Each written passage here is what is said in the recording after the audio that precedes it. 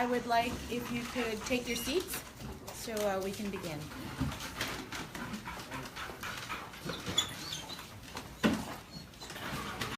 The first order of business is to have them sniff the entire room. No, just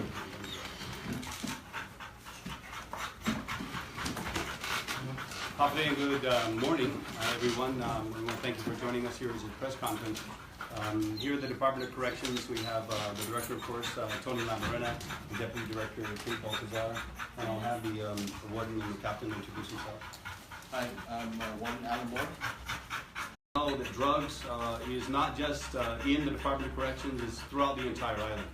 Many of the individuals who have brought those drugs into our island are here incarcerated, and they have a wanting for that drug. Our ability to control the systems and the officers and the employees of the Department of Corrections and implement procedures to ensure that that reduction, if not complete elimination of those contraband and drugs has been forthright. The Department of Corrections implemented the green vigilance, and green is a reflection of the color of their uniform in contrast with other public safety agencies. The green vigilance program has instituted a number of different measures. They have done this in concert with Guam Police Department, the Mangilao Drug Task Force. They've done in collaboration with the Drug Enforcement Administration. And I have met with the DEA and other federal agencies in my office since the inception of this administration, the Calverton administration. And I have asked them repeatedly to help us to identify the employees, the inmates, and detainees that are within the institution where they are violating the procedures. And everybody's innocent till they're proven guilty, but we've seen the recent series of arrests, not just of inmates, but officers as well. When that justice takes its course, they'll have their day in court, and the due process will ultimately be respected, as well as their rights. But continuing on that vein, some of the things the Department of Corrections has been doing would be when you need your fix, when you need a fix in a drug sense, if you need to get drugs in your system, you'll do almost anything you can to get those drugs. And so what we've been doing is seeing recently, the Department of Corrections previously handled things internally. They will, if it's relatively minor offenses, they'll pretty much handle it in-house, whether it's cell phones or tobacco. But now everything is being channeled to the Guam Police Department for criminal investigation, arrest, and prosecution to the Attorney General's office. Some of the ideas on the green vigilance that have been done recently are the installation of 18 cameras throughout the institution. There will be another 18 for a total of 36 cameras, which will complement the existing infrastructure, so that the information and the visual and perhaps audio indications of any criminal activity or wrongful conduct will be immediately known by the management as well as the officers that are on duty. One of the components of the camera system also I want to be done in the future is I want to set up a system where if any vehicle comes in proximity of the Department of Corrections, where you come in from Maimai Road, where you get close to the compound, and on the other side, on the Dairy Road side, if you pass a certain juncture, we want to be able to get a front and a rear photo of the license plate and potentially inhabitants of the vehicle. And the reason for this is because as individuals are basically being dropped off, and then they're throwing contraband over the fence, and it's not hard to do that, you can see that. We want to be able to get the license plate numbers or description of the vehicles that are coming close to the Department of Corrections, so we're going to be able to apprehend them. So the more technology we use, the better we can stop the flow of drugs and contraband, which will increase public safety. They changed the delivery times of the Department of Corrections recently, so you're only going to be able to make deliveries of foodstuffs and supplies, drugs in the pharmacy. They've increased the number of shakedowns where it was kind of occasional, if you will, in the units. Now we're doing 5 shakedowns a day, and we'll continue that until we get to the point where the margins for offenses and violations for internal policies and laws is to a level where it doesn't warrant that level of vigilance. They're implementing a no cell phone policy. Currently, they're working with a radio communication company, I think it's iConnect, which is allowing for instant connectivity between the different units and personnel. But once that system is completely tweaked, where there's a couple of weak areas where the reception is not strong, we're going to eliminate completely all cell phones. There will be a very rare exception, for example, the director, deputy director, and only the heads, for example, the warden and a very small select group of high-level managers will be given the exception to that. But by and large, no officers or employees of any type, maybe for exception of our medical doctors, dentists, and psychiatric doctors only, will be allowed to bring in those cell phones. And the reason for that is because, as I was talking excuse me, to the warden, he was explaining something we all know. The technology and the use of messaging systems through WhatsApp or any other form is very easy just to send a simple message. In other words, if you can drop a text at any given moment, then you can basically tell, okay, come at this time because they're doing something else. So we need to reduce the communications flow between the people who are bringing in the drugs and those who are intended to receive them. The use of dogs is in the canine units at the Department of Corrections is going to increase. We're going to be focusing on any given opportunity, meaning that 9 to 11 window and the 2 to 4 window are definitely going to be focus points.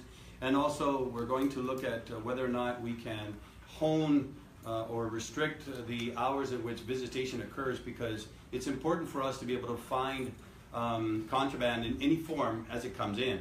And if you've got such a large window where visitation is allowed, it makes it difficult because Customs also has a limitation on how many hours these dogs can work, and also they need to use them for their purposes. The Department of Corrections is going to be seeking out its own canine unit. We'll be working with different sources to try to identify the trainers and then the canines, and then implement a system that allows them to have their own canines available as they need. Going back to the visitation hours and the visitors, most of the institutions across the states, you'll find drugs don't usually come in by and large through packages. They'll come in through an individual, either an officer or an inmate or a detainee or a visitor. And so the visitor program, I'm working with the director and the management here at Department of Corrections to see about getting a wardrobe change. So as any time somebody comes in, their undergarments and their clothing will be removed, including their shoes. If they're bringing in a child to be able to visit with the family member, they'll do a full inspection, including Pampers and other things where drugs can be stashed, and remove those items, except for the child. Of course, you have to put on another Pamper, but we want to remove all original garments and articles that are coming in from the visitor and put them in a container or a locker or something like that. And then you'll put on some kind of a garment, hopefully be like, you know, when you go get a massage where you change out your clothes and you kind of have this one size fits all kind of top and bottom, and then you go visit your family member if it's a contact visit. If it's a non-contact visit, which the Department of Corrections is also looking at reinstating, then that may or may not be necessary. But we believe that the more and more we implement prudent steps to reduce the exposure to drugs, the less likely we are to have those drugs within the institution. We talked about the clothing and the cameras. A couple final points. There have been 8 officers who have left through resignation, firings, and retirements in the very recent past. We believe that the implementation of the green vigilance the Department of Corrections has done recently has resulted in not just the arrest and the investigations and the impending prosecutions, but also we believe there's a potential for a number of these departures from the Department of Corrections to be attributed potentially to what's happening now. And so the chips will fall where they may, but we are cleaning our own house, and part of that is going to be impeded by the legislature's recent adoption of the budget, which cut the Department of Corrections. The Department of Corrections needs about $3 million to run its medical facilities, and then we're going to need to increase our behavioral health as well as our dental facilities, and we're working through the memorandum of agreement with behavioral health, GMH, and public health to implement these systems. But we need a dentist, and these dentists and their facilities are not cheap. So we need the money, and the legislature just basically hogtied the Department of Corrections on the ability to deliver those levels of services. So we're going to do everything we can, but we're going to have to take steps to overcome the negative implications of the budget as a result of the legislature. One final point, and then I'll relinquish the floor to the Director, Deputy, and the Warden, is that the Department of Corrections has been a very good partner with the entire government of Guam, with the Kawatanori administration, in reducing its operating budget by getting more officers on board. We brought in 36 of that, we lost 6. So we've got 30 new officers. That's helped us to reduce the overtime. And that's really, you know, our goal is to get more people working in the Department of Corrections, not more people accruing overtime. So we're going to do more potential promotions in the near future, which will free up some space in the bottom level to be able to bring in more junior and fresh officers to the department. But that, I'm very proud to report the Department of Corrections has done a very good job of financial management, as has most of the rest of the government of Guam. And so with that, 10 new recruits, and hopefully in a few months, as we get more applicants from the Department of Administration, we're going to be recruiting 10 additional officers. One of the things too that we're looking at to cut down on contraband is we've been actively working on putting the RFP together for a DOC commissary. We are going to be working with the legislature to introduce legislation that makes it much easier for us to procure those services. The purpose for the commissary is so that visitors will no longer have to bring in items when they visit a loved one here at DOC. Currently, individuals can bring snacks, laundry detergent, and so forth, and it just creates a bottleneck at the visitor center. You saw the display at the visitor center of all the items and how individuals can actually hide contraband in these items. So with the commissary coming into play, they will no longer bring items in. What they would do is they would deposit money into an account, and then the inmate or detainee can then purchase directly from the commissary. So it would make our job much easier in fighting contraband. Again, for additional manpower, we're in the final stages of submitting proposed legislation for creating the Department of Corrections Reserve Officer Unit. Again, this, just like any of the other public safety agencies that have reserve units, this would greatly augment our men and women here at DOC. I just want to, let the public know that every time we find contraband, we look at it as a success. The reality is the majority of the men and women who work at DOC are dedicated, honest individuals. They're professionals. I wear my badge every day, and I proudly wear my badge every day, because when I see these men and women as I walk through DOC every day, they come to me and they say, we don't tolerate what has happened, and we want to regain our trust and reputation with the community. So that's my driving force, and the deputy director's driving force, and the warden and the command staff here as well. So as you see us catching and intercepting more contraband, we don't look at it as failure. We look at it as a success. That the programs that we're instituting are being successful. After today's press conference, we invite you with Customs and Quarantine. We're going to do a sweep of Post 5 to give you a general idea of our collaboration with Captain Gabe Cruz from Customs and Quarantine K9 Unit. And we're going to do a sweep of Post 5 so you can get a general idea of what we're doing and with collaborating with various agencies. When Customs and Quarantine's busy, we call GPD's K9 Unit. So today we're thankful for Customs to be here. And then the Lieutenant Governor, after the run through Post 5, is inviting you to our galley for lunch. If you want to join us for lunch today, I think we have a steak and well, it's supposed to look like steak and lobster. But again, we want to invite you. But again, we just want to get the public's assurance that the work that we're doing here with our dedicated officers is succeeding. We're winning this battle. And every time we send out a press release that we found contraband, it's a success for us. And for them to start now resorting to do throw-ins again, it means that it's much harder to get things through the front door. For those of you who came here this morning, that is what every visitor, everyone coming through our doors, even our staff goes through. They get the pat-downs, mandatory pat-downs, electronic metal detector ones.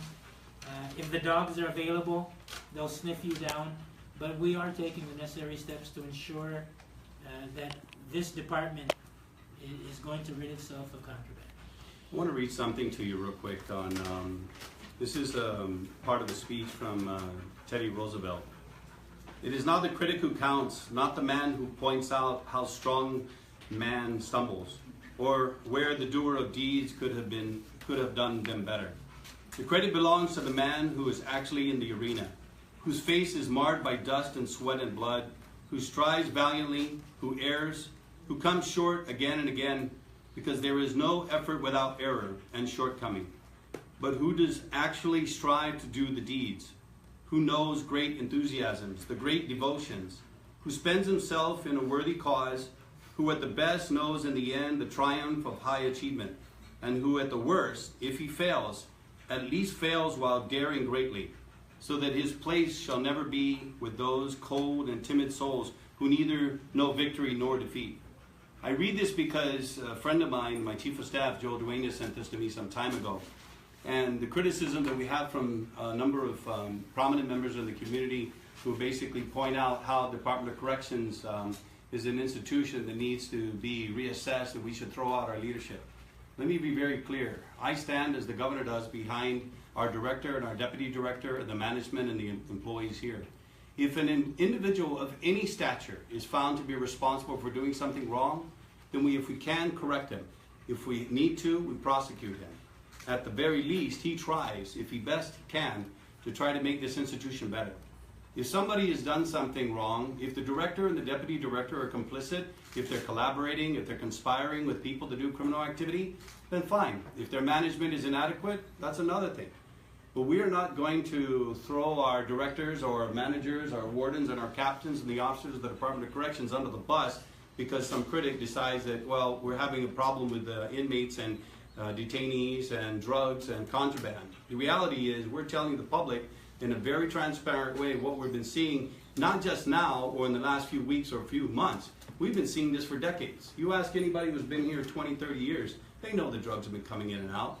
The problem is we've been dealing with it administratively and criminally as the need is required, but we've been focusing on this effort in a proactive way to make sure the community understands. This man, Tony Lamarin, is one of the most experienced managers and policymakers in the entire government of Guam.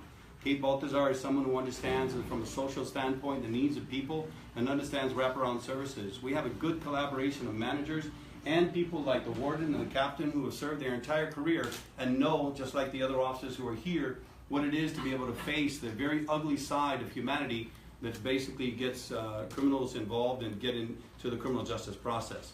So if people want to criticize, we're open for constructive criticism, but don't expect us to throw out the officers and the managers and the supervisors because these men and women work very, very hard. So read Theodore Roosevelt's Man in the Arena and then tell me about how difficult things are once you walk the day in the shoes of these people who do this every single day. Oh, yeah, thank you, Gov. I just echo the sentiments of Lieutenant Governor Ray Snorio and the director, and as LT pointed out, I'm a human services professional by education and training. And so while contraband and issues with the inmates and previous officers are the focus, we really like to focus and shift the focus, hopefully soon, on the mission of corrections, which is reintegration and rehabilitation. And that is really where the community's focus should be. How do we support the programs and the people behind all these programs and services that help people get better as they come through our doors? They came through our doors for a reason. How do we make them better before they leave us? And that is really where the core of the focus should be. And on that note, thank you to all of our hardworking staff and officers. We have a handful of those who made their choices and have those challenges now, but we have 200 plus officers and staff who still toe the line every day and do so honorably, and we thank them. Thank you. I'd like, I recognize some of them that are here, our division heads. We have Pauline Lizama and Joanne Rivera, who run the clinic. Dr. Mangilao, who takes care of our behavioral health. Teresa Tayama, our casework administrator. Chief Mike Aneta, our parole chief. Ovi Nauta. Ovi is my ASO. She tells me how much money I have left to spend. But this is our management team that really gets this operation moving, and I congratulate all of them for a great job. Can we go to the warden and the captain? Yes, hi. First of all, I'd just like to commend the men and women of the Department of Corrections for sticking it through thick and thin, in spite of what's going on out there in here. We're doing our due diligence to again discourage and prevent the introduction of contraband by implementing a lot of other security measures. Thank you all. Thank you to the Customs K9, GPD as well. They play an asset, a key role in this this fight against contraband. It is prison. It's never going to end. Folks in here, that's their livelihood. They want to try and make life a lot easier for them in here. So again, it's going to be a never-ending battle. But again, I'm not throwing in the towel just yet. I have 2 more years right now, so we're going to stick it out and ride this out, and we're going to again work diligently to discourage this and fight this contraband. Yes, sir, thank you. I just want to thank the director, the staff, everybody here. And it's true, we have hard-working men and women, dedicated, committed. Because I will say this again, regardless, if you don't, you can have all the skills and all the education and everything, but if you don't have a commitment to do this kind of job, it's not going to happen. We have dedicated, committed men and women here in this department. And I thank them. And I thank the director and the management staff for their support and the officers performing their jobs. Because it's been long overdue. That recognition, it's been long overdue. So thank you. Thank you to the public for putting up with us as well. Even though we do provide public safety as well. Not just GPD. We do public safety as well. So we keep them safe in here so they don't act out there. But thank you, public, for keeping the faith on us. Thank you. Open the floor to questions. Yes. Yeah, earlier you mentioned that there were 8 officers who left. I'll Some go with Tony. were firing, some were retirements, but the retirements could be also linked to the contraband issue. Can you elaborate on that? No, basically, we're the retirements were individuals who have served the maximum, and they were actually looking at retiring prior to any of these incidences. We are seeing quite a bit of resignations. We are looking into that, but again, the reasons behind the resignations and the resignation letters were primarily for personal reasons. But it's something that we take seriously as well. That it could be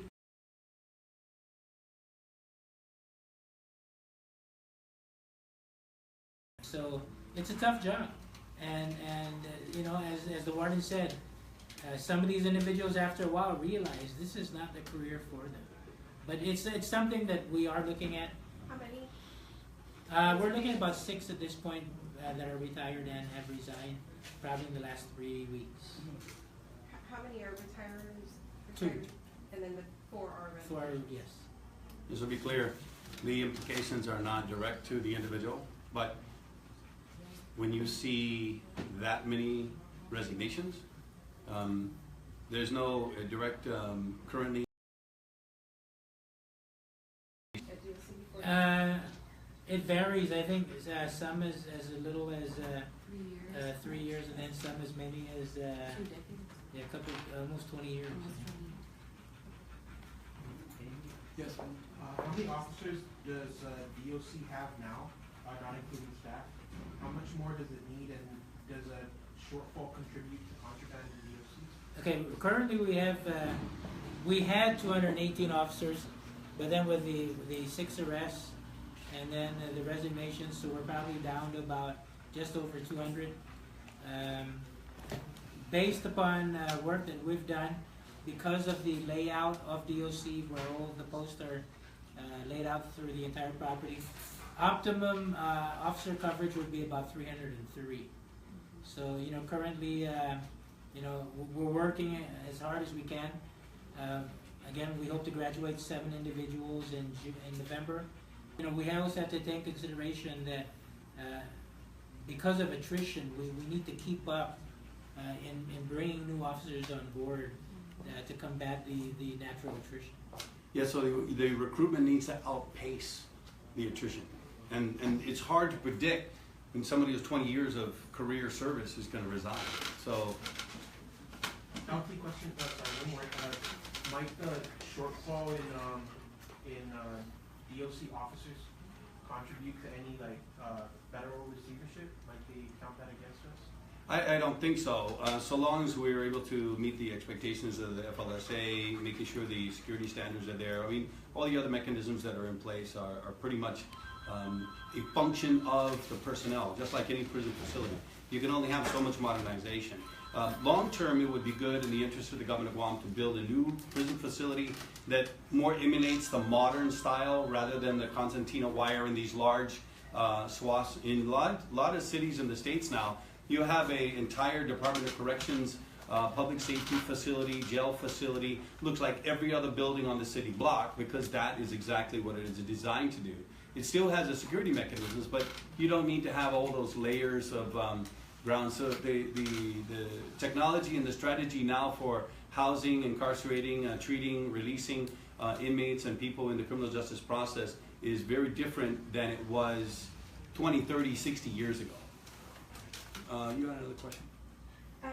Yeah, the visitation policy, the wardrobe changes and all of that, is that something that is modeled after stateside, or is that just a policy that you came up with? You know, I thought about the idea about switching out the clothes, and I think it's done in other institutions. We can definitely have the people here do the research. But my thought process is this: we need to, if you want to visit someone, you want to have physical contact with them, and you're carrying the clothes that you put on somewhere else, just like anybody else, you can hide any number of things, and it has been done for many, many years. So if we take out that, if we take out those hidden pockets in your pants or your dress or your other part of your garments, and places where people are much less likely to be able to find the contraband, then we're cutting that exposure, and that's our number one goal, is to reduce it. So insofar as, I mean, I'm not doing DLC or correctional research on systems, but I'm guessing, to me, it sounds reasonable from a public safety standpoint, because the more drugs are in here, the more the community is vulnerable. Because the people doing drugs in here, that gives them this euphoric high, and they feel like they're invincible, and they want to decide to do something that's a violation of policy or law, or to attack an officer, or to be able to try to escape. That's a vulnerability for the community. Is there a concern that it could be a violation of privacy, or? We'll work with the Attorney General, as I said. We spoke to her about this yesterday, and we mentioned this to her before. So we are in the process of researching it before implementing. Yeah. You also mentioned another implementation of DOC having its own K9 unit. What are we looking at the cost there, and how soon are we going to be? I think you mentioned 50,000. Yeah, currently trained dogs run about 15,000, but then you have to remember the cost again of the trainer. The trainer works from the dog from the minute the dog is selected as a candidate for training, and the trainer and the dog train together. So you know, that trainer stays with that dog through the whole training process. So We're looking, including the per diem for the officer and the cost of the dog, probably around $25,000 per dog. Per dog? Is the legislature gonna have to approve that? We're looking at federal grants at this point in time. There are 2 federal grants that we're going to be applying for, and if we can get that through federal grants, then that'd be a plus for us. Any idea how soon we're looking at?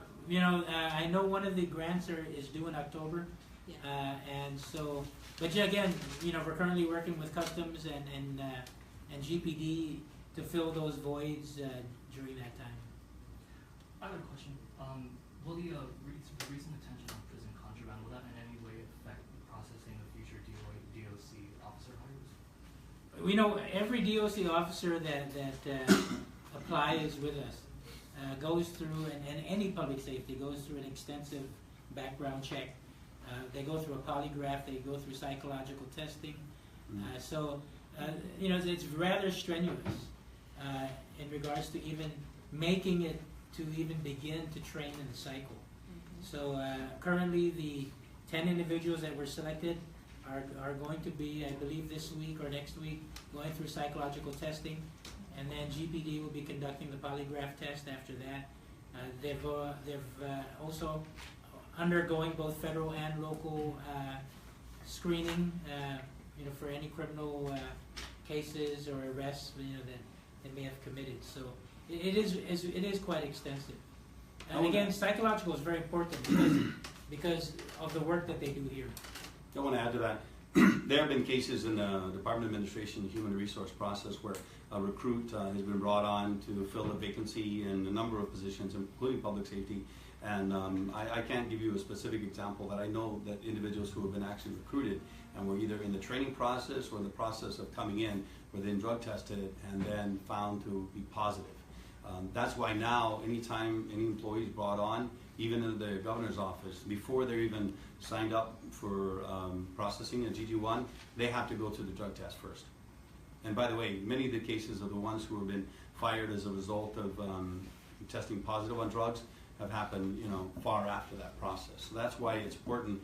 And I talked to the Attorney General yesterday. There are test designated positions that the Supreme Court has determined are appropriate for random drug testing because of a compelling public interest. So we're going to see what compelling public interest will be and what kind of latitude we can have with Senator Talina Nelson's idea and my idea that we talked about broadening the focus of test designated positions, because the demand is driving the supply on drugs. The demand of individuals using it and the supply are directly correlated. Sir, sorry, I need to hold you up. You said that you started to turn over cases to GPD for contraband, which I imagine would be increasing the population here. But how do you ensure that you reduce recidivism if you're cracking down on contraband, increasing the population, but you want to rehabilitate these people? What kind of programs are available? Because as far as I know, the programs that are available aren't very successful. Well, as I've yeah, and again, since I've been here just a little over a year, we've worked tremendously with casework. We'll actually be unveiling a new program in the next week or two, but there are quite a few programs that we're currently undergoing. Teresa, would you like to stand and just mention some of the recognition program and then also our RSAT? We did bring on board, by the way, just recently, a Ricky Mangilao, who is our chemical dependency coordinator, conducts RSAT programs and other programs. Okay, so as far as programs, nursing programs, right now we've currently implemented within the past month cognitive behavioral intervention therapies, which our senior case manager, Mr. Mark Harris, has gone off island and certified trained and has been meeting weekly. And so this is our first cycle of such type of training. We've been working closely also with Dr. Mangilao in the forensic unit. And the programs that we do offer right now at this time, which are hopefully to be measurable and we can use in the future, are the Thinking for a Change program, Moral Recognition Therapy Intervention, Cognitive Behavioral Intervention, CC, For sex offenders also. for sex offenders, and CBICC is Core curriculum. Cognitive Behavioral Intervention Core Curriculum. So with some of our programs, Mark has been meeting with them twice weekly. We have some where we meet with them once weekly. And in addition to that, we also have the residential substance abuse treatment aspect of that treatment. So we're very hopeful as we work closely. We're the civilian staff of the department. People don't really know what we do, but we are the part who are responsible for the second half of our mission, which is the integration and rehabilitation program. We work closely with security. We also are in full support of our director. We applaud his efforts in curtailing this. It's interesting how everyone seems to point fingers and tends to highlight a lot of the issues that we have. But in performing this balancing act, it's really delicate because we have our challenges, we have our shortfalls, but as the warden had stated and our director, we all are here committed. We work closely with many of our community partners who not only talk the talk, but who come forward with us and give us these opportunities, such as our other government agencies like Public Works. We have the Guam Contractors Association Trades Academy, whom Dr. Taimulo may want to speak with that. She's been working with the president of the Trades Academy. We have this event you may have heard about, which is Pizza Pop and Power Tools. So we're hoping to spin off of that and to offer some programs with our female population.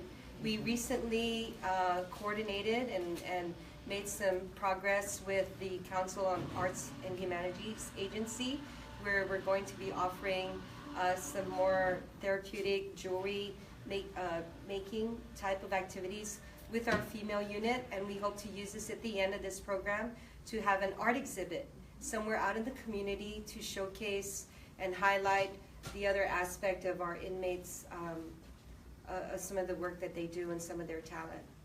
So. Dr. Tamiwa, can you respond to the issues on behavioral health beyond that? Well, everybody that comes here has a behavioral concern. That's why they come here. The service that I provide focuses specifically on individuals who are having difficulties functioning and those who are exhibiting mental health issues. So we work very closely with Guam Behavioral Health and Wellness Center as well as with GMH, who are housed, who have a contract here. I also have an anger management program, and I should be rolling out the domestic violence program that's part of the moral recognition therapy. The program that Ms.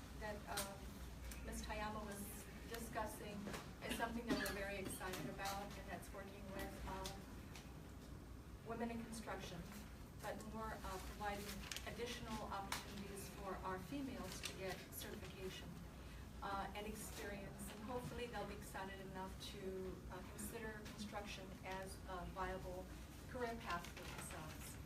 So the work we do is quite complex. There's a lot of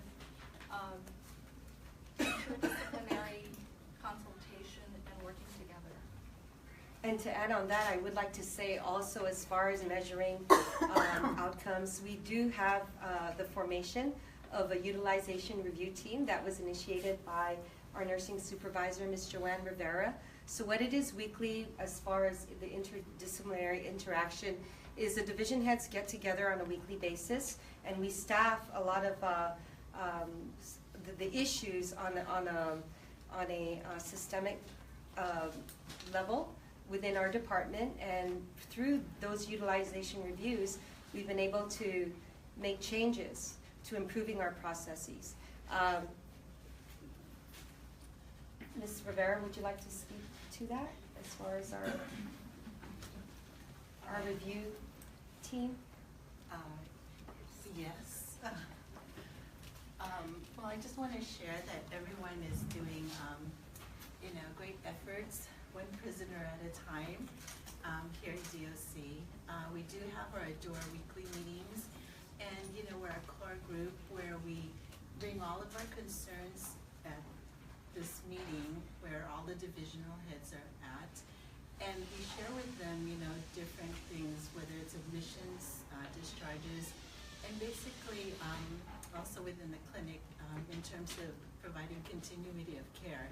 So to answer your question in regards of how we can help reduce recidivism, is that what we do is with the help of the programs as well as addressing their psych issues, also medically, because you know, we try to initiate the physicals here, and then in terms of whatever ailments they have or chronic issues, then you know, we reach out to the community, whether it's public health, behavioral health, and so forth. And so, you know, it ripples out into the community, and hopefully, you know, there's a positive effect. I did want to highlight that the changes that are occurring in medical, mental health, and dental, and casework, and security is really grounded on the National Commission of Correctional Health Care. We use that as a standard for paving and guiding our changes, so that it's not just something that somebody thought up. It's actually well practiced. It's a standard that is respected throughout the United States, and that's our guiding light, if you want to call it that. So it's founded on well thought principles and values, and that's where we're seeing a lot of positive change. Thank you. Right? So, again, you know, we've got a great team here at DOC. You know, usually the media is only attracted to the security side of the house, but we look at the holistic approach, providing rehabilitation to our inmates so that we cut back on recidivism. And I mean, that's one of our major goals. Before the end of the year, we're going to be creating a nonprofit organization that will create the prison industry here at DOC so that we can begin to train. Our whole concept is to have the opportunity to any inmate who's open to participating, the possibility of learning a skill, so that when they leave the Department of Corrections, they leave with a skill, and hopefully we never see them again. And so that's our objective. So I want to close with this last thing. Re-emphasize, we are cleaning our own house. We don't need someone else to clean our house. We know what the problem is. We see what the problem is, and we're making sure the rest of the community sees that as well. Final thought on a story. Yesterday, I had a meeting with my nephew. He's 26 years of age.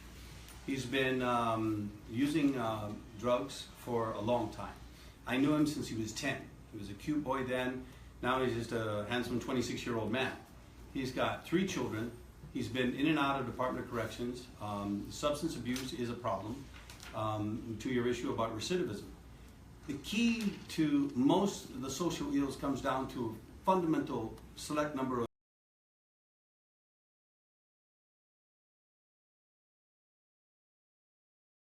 that you can work anywhere in the world, and especially here on Guam with the military buildup. We can lead a horse to water, we can't make him drink, and I told him the same thing. I can have a full table full of food here, and someone's starving over there. I can give him the food, but I can't make him chew it. We can give you a book, but we can't make you read it.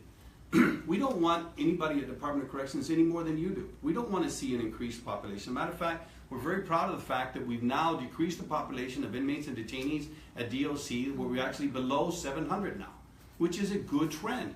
We were at 800 plus before. We want to see more people getting behavioral programs. That's why Kate's here, because she's a social scientist. She understands the expertise. Therese, everybody else, Joanne, Dr. Timinglow, we all get it. But we need, if you want to get assistance, you've got to ask for it. I mean, there's a number of people that come into the institution, we do the behavioral assessments, we figure out what the problems are, and then we put them to a program to enable them to get the power, empower themselves.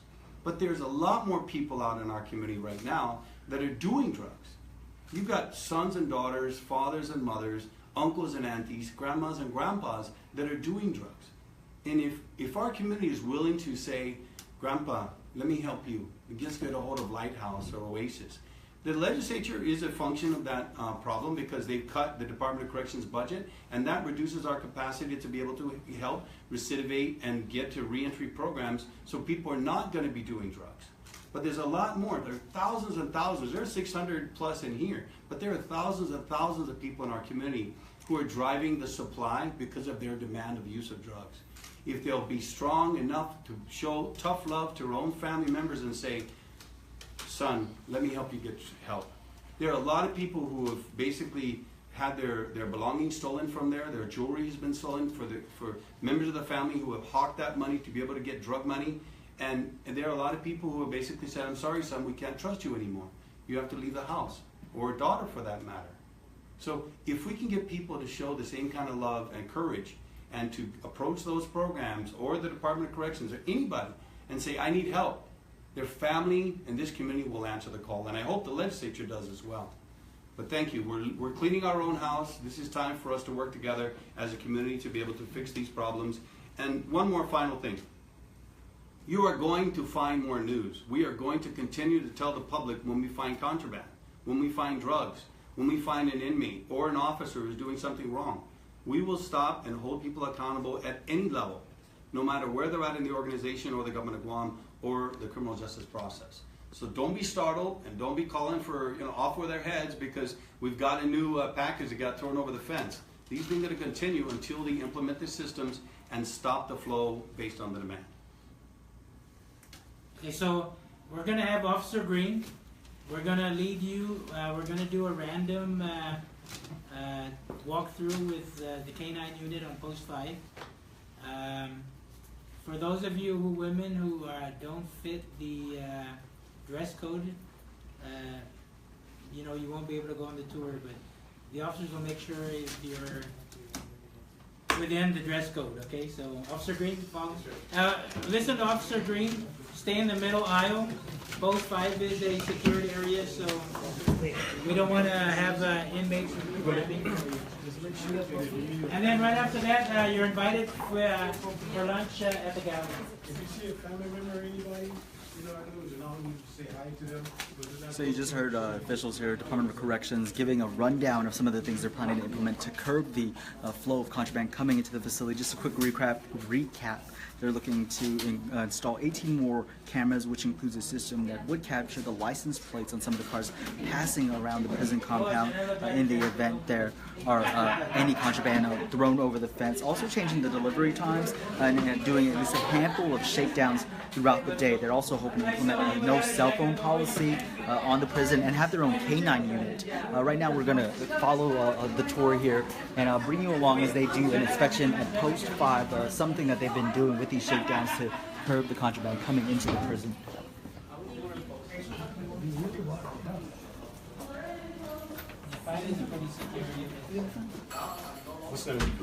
Okay, you got the rear?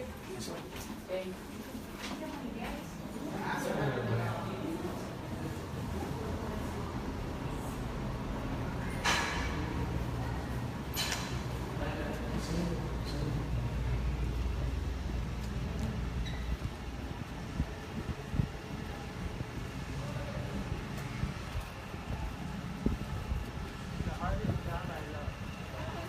So right now they're taking us on a walk around the compound here in Mangilao to show us what it's like when they conduct these shakedowns.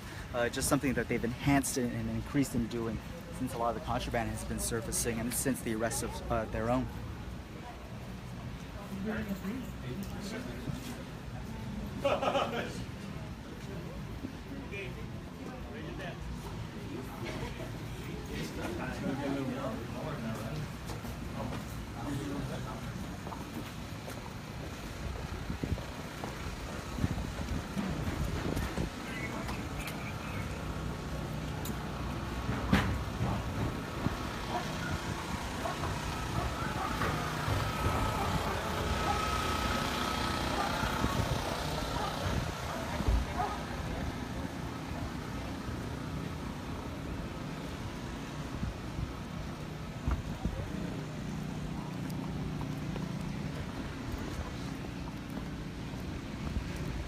again, the Lieutenant Governor making it very clear that they're cleaning their own house, that they're not looking to get any outside help. Of course, there's a lot of concern of whether the feds, the federal partners, should get involved, but the Lieutenant Governor being stern in his response and to all those out there in the community that they got it taken care of with a lot of these steps and implementations that they're hoping to proceed with in the coming months.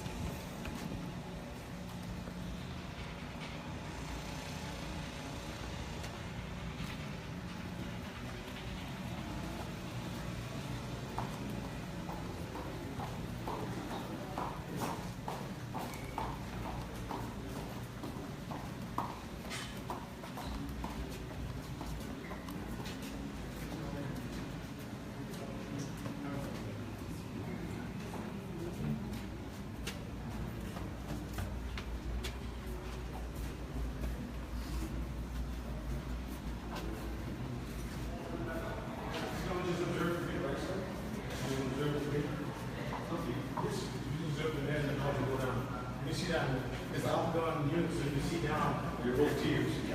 You be able to see down both tiers. It's in the middle of the doors. Right? Where the canines? Where are the canines? They come in, so they're behind me. They're behind me.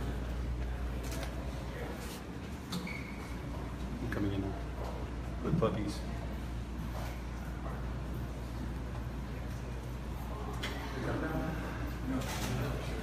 This is actual first-hand look the Department of Corrections is giving us on how they conduct these shakedowns. They've been working for the past few months since the contraband has increased here to with the Guam Customs K-9 unit, at least until they can get their own. And so you'll be seeing that unit coming through here at the Post 5 unit and doing the inspection.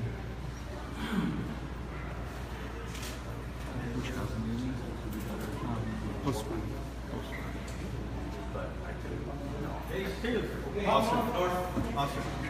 Officer, read. Can the cameras follow? Can the cameras follow? Yes, you can. Cameras can follow.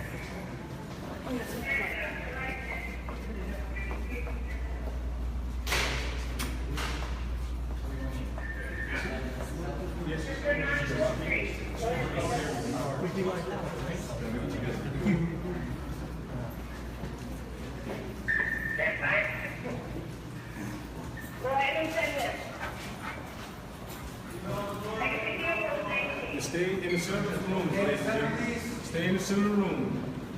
When you go all the way down, then you have to turn around at one point and go back up. They don't need to know. I'm sure they don't know.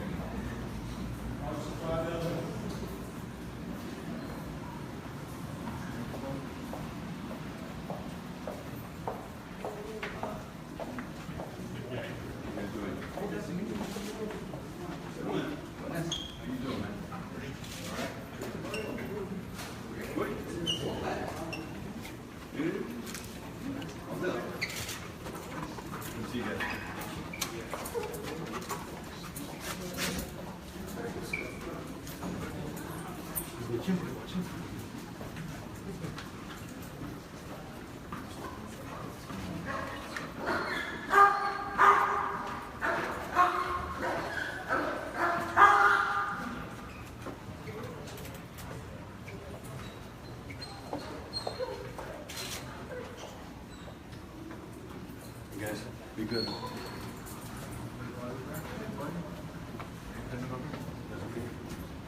Be careful. That's not good.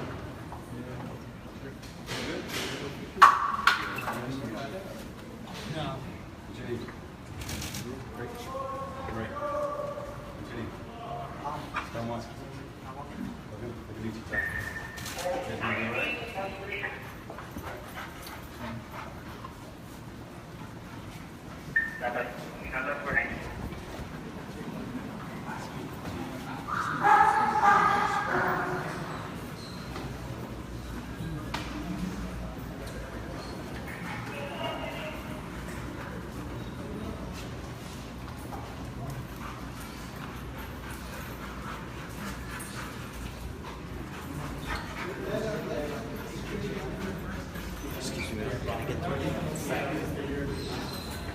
Clear for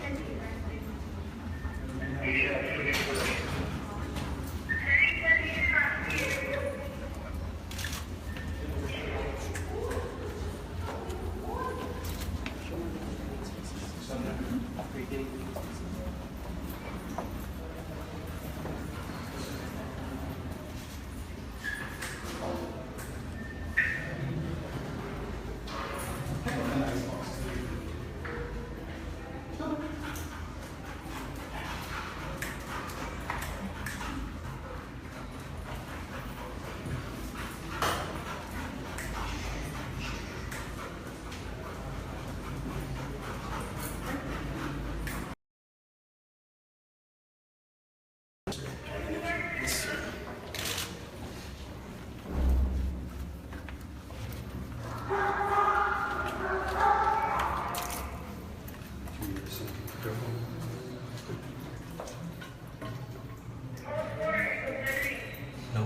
No. Yeah, but he keyed in. No. No. Yeah, but definitely.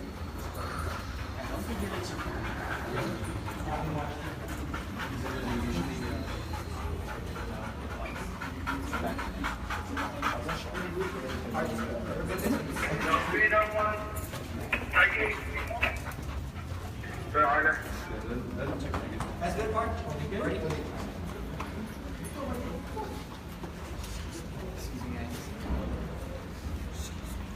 Okay.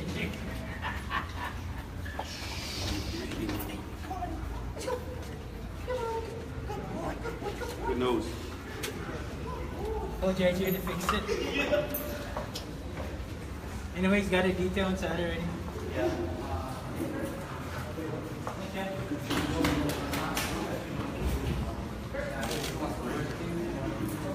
Sorry. It's okay. I brought my laptop. Good boy.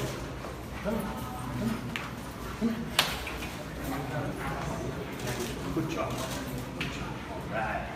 Partner in crime. All right. Good job. So, what's the name? Cappy. Huh? Cappy. C-A-P-P-Y. C-A-P-P-Y? Good job, Cappy. Good man.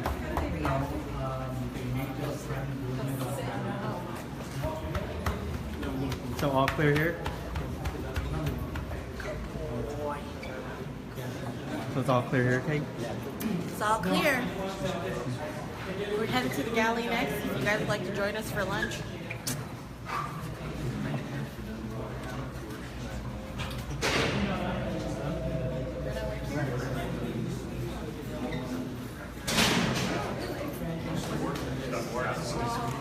Sorry. If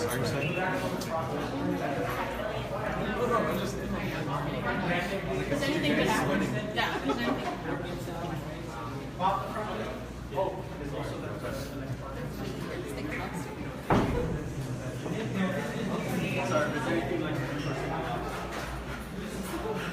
Yeah, so that was just an inspection that they gave us an inside look, customs K-9 enforcement units with the Department of Corrections, giving us a look inside after giving us a rundown of some of the things they're hoping to implement to curb the increase in contraband. And do we have former head of internal affairs, Ted Lewis, and former deputy director. We're hoping to get in touch with him to hear his response to some of the news coming out of the Department of Corrections here this morning, now this afternoon. But yeah, for the last hour, we've heard from the Department of Corrections giving us a rundown, and you see just after that shakedown, the K-9 units right here making their way out of the Post 5 unit, all clear here, at least for today. But in the last 3 days, the Department of Corrections is saying that there's been contraband found here at the prison and in their vehicles. And so with Operation Green Vigilance, as they call it, they're saying that they are hoping to install more cameras and a system to capture the license plates of the cars that pass the area, more shakedowns, their own K-9 unit as well. And also they say that they have 30 new officers that they're hoping to graduate by the end of this year. And so right now you'll see the Department of Corrections. An actual shakedown, we would go to individual cells, actually lift the mattresses, go through the mattresses. Every square inch of the cell is inspected. We even we just recently purchased plumber scopes so that we can actually get a scope and go and then P-traps and everything to look at. Okay. So, Lieutenant Governor, inviting everyone for lunch at the galley. Do you want to join us? It's on me. Let's go.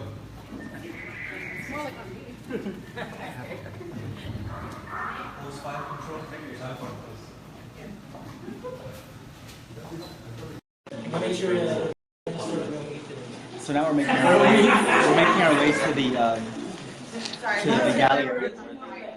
Population here pretty much go in and eat their meals. But do we have Ted Lewis joining us? Ted, thanks so much for joining us. We'll be walking and talking if that's okay with you, sir. First off, what's your response to just the rundown, the breakdown that the Department of Corrections has been giving of what they're doing to curb contraband from coming into the prison? Well, I think they did I want to thank the warden for coming out and commending the officers and the hard jobs that they have to do on a daily basis. And it needs to be done more often. That was I just have to say that was a pretty quick shakedown for a unit that's of that size. So the director clarifying that was just an inspection, not so much a thorough shakedown as what they usually would do. Right. And but in overall, they went back to wanting to get the programs in place, which are much needed. But first, you've got to stop the introduction of contraband into the facility before we can deal with getting the prisoners back to where they need to be. Right. And so for those of you just joining us, those of you just joining, this is Ted Lewis. He's the former chief of internal affairs here at the Department of Corrections. Also was a former deputy director here. So he's giving us some insight in his response to just the rundown that the Department of Corrections have given us here throughout this past hour of all the things that they're doing to curb the contraband from coming here onto the facility. And so, Ted, I did want to ask one thing. They said when we spoke with you after the arrest of the corrections officers, you said that should have never happened. And now we're seeing all these steps being implemented in the coming weeks, in the coming months. Is it going to be enough? Those things should have been done a long time ago. I mean, what needs to happen is exactly what Lieutenant Governor said, and they need to go up instead of out. And they need to have a more secure facility and make it look part of the community. That's what's happening here in the United States, and that's the only way it's going to work. As long as you have the open areas on the outside, people are going to throw stuff in, and that's just a need that the inmates have still to get the contraband into the facility, having people out there on the perimeter throwing things over. So that's where that's at. And Ted, final question. There was a lot of response from people throughout the community saying, should the feds step back in? Should they get involved once again? Obviously, there's going to be concern with everything that's been happening out of the Department of Corrections, especially with the arrest of the officers. Right now, I agree with Lieutenant Governor that the feds probably don't need to be brought in. They need to finish the work that they have to finish with the locks and all the other things that they have to do there at the facility to make sure it's safe and it's secure. And I do want to commend the warden on a job well done. He's doing a good job. I mean, he's got a hard job, but that's the way it's been for the last, I worked there for 20 some years, and it doesn't change. Every day is a different day. And so you have to look out for what's going to happen the next day. All right, Ted Lewis, former head of internal affairs here at the Department of Correction, as well as former deputy director, joining us live via Facebook from his Las Vegas home. Ted, thanks so much for joining us. Thanks, Nick. Appreciate it. All right, guys, so thanks for joining us as well for this live coverage as we brought you the latest of what's being done to curb contraband, as well as some of the other programs and implementations happening here at the Department of Corrections Mangilao compound. We'll bring you a full report tonight on KUAM. Look for the story at KUAM.com and all our social media apps.